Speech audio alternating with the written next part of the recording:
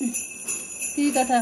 प्राचीन काल में एक बहुत ही निर्धन ब्राह्मण था। उसको कोई संतान नहीं थी। वह नित्य पूजा पाठ करता था, परंतु उसकी स्त्री बहुत मलिनता के साथ रहती थी। वह न स्नान करती, न किसी देवता का भोजन करती थी।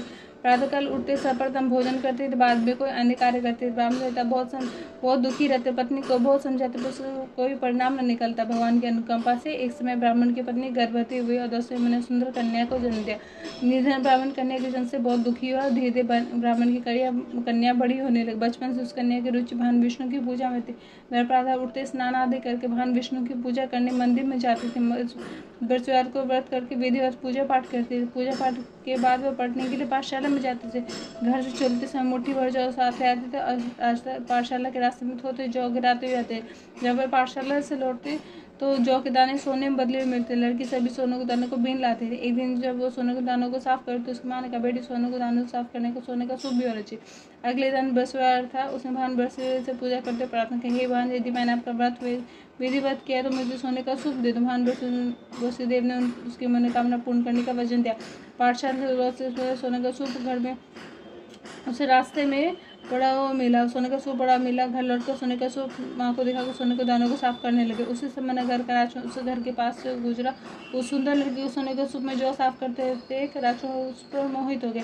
महल में लौटकर राजकुमार ने राजा से उस लड़की से विवाह की इच्छा प्रकट की, तो राजा ने ब्राह्मण को महल में बुलाकर राजकुमार से लड़की की बात कही। ब्राह्मण तैयार हो गए। धूमधाम से लड़की का विवाह राजकुमार से हो गया। दुल्हन बनकर ब्राह्मण की लड़की महल चली गई। लड़की चले जाने से ब्राह्मण फिर से निर्धन से कई कहते भोजन नहीं मिलता था। बहुत दुखी होकर ब्राह्मण एक दिन अपनी लड़की के पास गया। अपने पिता से निर्धनता का समाचार उसको भोजन नहीं देकर पिता को बता दिया। उस दिन से ब्राह्मण के कुछ दिन तो आराम से गुजर थे, लेकिन जल्दी फिर भूख मरने की हालत हो गई। ब्राह्मण अपनी लड़की से धन लेकर फिर महल में पहुंचा।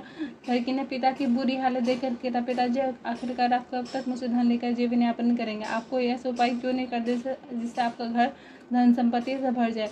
ब्राह्मण ने कहा, मैंने तेरी माँ को बहुत समझा लिया, पर उसकी समझ में कुछ नहीं आता।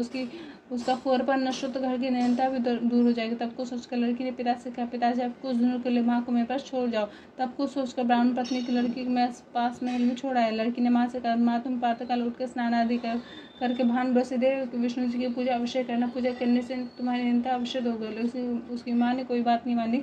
तब क्रोधित होकर लड़की ने अपनी माँ से कहा, तब माँ को एक कक्ष में बंद करा दिया और सूर्य में उठाकर जुबे से स्नान कराए।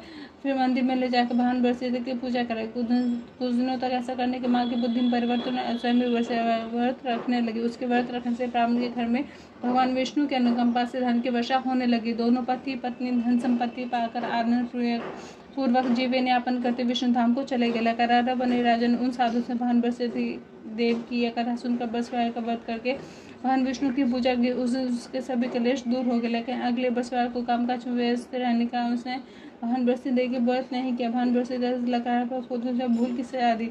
उस दिन नगर के राजा ने नगर में घोषणा करके सबको सूचित किया, प्रत्येक नगर उससे पहले भोजन आए, जो नहीं आ पाएगा उसे अपराधी मानकर भारी दंड दिया जाएगा। लकरारा बने राजा ने उस नगर के राजा की घोषणा तो सुन ली, लेकिन जंगल से लकड़ी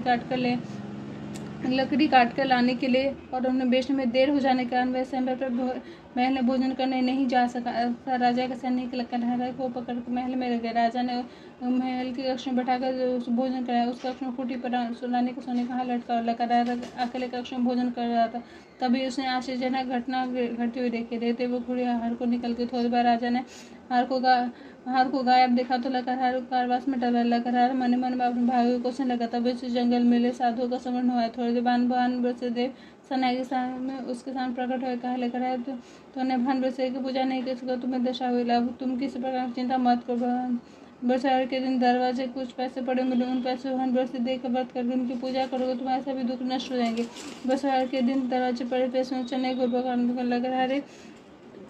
लकड़हारे ने भगवान बृहस्पति देव की कथा को भगवान बृहस्पति ने प्रसन्न होकर उस नगर के राजा को लकड़हारे से मुक्त करने का कारागार से मुक्त करने को कहा। सुबह राजा ने अपने कक्ष में देखा तो खूंटी पर रानी का हार टंगा और राजा ने लकड़हारे को मुक्त कर दिया और धन आभूषण देकर विदा किया। लकड़हारा ने राजा उस नगर से चलकर अपने नगर में पहुंचा था। उस नगर कोई धर्मशाला बाग बगीचे देखकर बहुत प्रसन्न। राजा ने किससे पूछा, कोई धर्मशाला बाग बगीचे किसने बनाया? सबने उसे बताया। रानी दासी ने बताया। राजा महल में पहुंचा तो रानी ने उसका भविष्य किया था। सप्ताह में सभी एक बार बृहस्पतिवार का व्रत करते हैं। पूजन करते मैं प्रतिदिन व्रत क्या करूँगा, दिन में 3 बार कथा करूँगा। अब राजा हर समय दुशाले में चने की दाल बांधे रहता था, दिन में 3 बार बस कथा कहता था। एक दिन कुछ दिनों बाद राजा को बहन की याद आई। अपने घोड़े पर सवार होकर राजा अपनी बहन से मिलने के लिए चल दिया। अभी राजा नगर के पास से पहुंचा था कि उसने कुछ लोगों को शव कर ले आते हुए देखा। राजा को सुमन हुआ, उसने किसी को बरसुआई कथा नहीं सुनाई। राजा ने लोगों को रोककर कहा, भाई शव को ले आने से पहले मुझसे बरसुआई कथा सुन ले। लोगों ने राजा पर क्रोधित थे, तो कहा, तुम पागल तो नहीं। कुछ बड़े बूढ़े लोगों ने कहा, अच्छा भाई साथ चल जाए, तुम्हें भी कथा भी सुना। राजा ने चलते आधी कथा सुनाई तो शव हिलने लगा। राजा पूरी कथा सुनते शव उठकर बैठ गया। लोगों ने हैरान से उंगली दबाई और अगले बरसुआई जबान पर कथा करने का निश्चय कर लिया। अब घर सवार होकर किसान के पास पहुंचा। किसान अपने खेत में हल चला रहा था। राजा ने कहा, अरे भाई मुझसे बरसुआई कथा सुन लो। किसान झुंझला कर बोला, अरे भाई देखने जो तुम्हारी कथा सुना पूरे खेत में हल चला लूंगा। राजा निराश होकर चलने लगे। किसान के पैर लगाकर जमीन पर गिर पड़े। किसान के पेट में जोर से दर्द होने लगा। उसके किसान की पत्नी जब किसान लेकर आए तो किसान से इस बारे में पूछा। किसान ने घुड़सवार की पूरी कहानी सुनाई। किसान की पत्नी दौड़ते हुए राजा के पास पहुंचकर हाथ जोड़कर बोली, भैया मैं तुम्हारी कथा सुनने को तैयार। राजा ने उसके साथ खेत पर पहुंचकर बस कथा कही। तभी वह लड़का उठकर खड़े हो गए। किसान के पेट का दर्द भी तुरंत ठीक हो गया। राजा अपनी बहन के घर पहुंचा था उसकी बहुत आवभगत हुई। अगले दिन सुबह उठकर राजा ने देखा घर के सभी लोग भोजन करके किसी भूखे का बरसुआई कथा सुना बिना भोजन नहीं करते। उसने बहन से कहा, बहन क्या हमारे घर में कोई ऐसे दिन सभी लोग भोजन किया। उसकी बहन ने कहा, भैया हमारे घर में तो पुण्य घर में कोई ऐसे भोजन ना किया। तब राजा ने बहन के घर से निकलकर उस नगर के व्यक्ति की तलाश की। एक गरीब घर बेटा उसको बीमार होकर भूखा रह गया था। राजा ने उसको जाकर बरसुआई कथा सुनाई। कथा सुनते सुनते गरीब बेटा बिल्कुल ठीक हो गया। उसने राजा की बहुत प्रशंसा की। सबने राजा की बहुत प्रशंसा की। एक दिन राजा ने अपनी बहन से कहा, बहन हम अपने घर को जाना चाहते, तुम भी हमारे साथ चलो, कुछ दिन वहाँ रहकर लौट आना। राजा की बहन ने अपनी सास से पूछा तो सास ने ताना दे देखा, भाई मायके जाना, अकेले जाना, मेरे पोतों को साथ नहीं जाना। तुम्हारे भाई को कोई संतान ही, कहीं तुम्हारे भाभी मेरे पोतों पर जादू टोना न कर दे। दूसरे कक्ष में बहन की सास की बातें सुनकर राजा दुखी मन से अकेले अपने नगर को लौट गए। रानी ने राजा को कहा था, आप अपनी बहन को साथ लाने की बात करके गए थे, फिर बहन को साथ क्यों नहीं लाए। तब राजा ने दुखी होते कहा, रानी हमसे निसंतान है, इसलिए कोई हमारे घर आना पसंद नहीं करता। रानी ने राजा को समझाया, है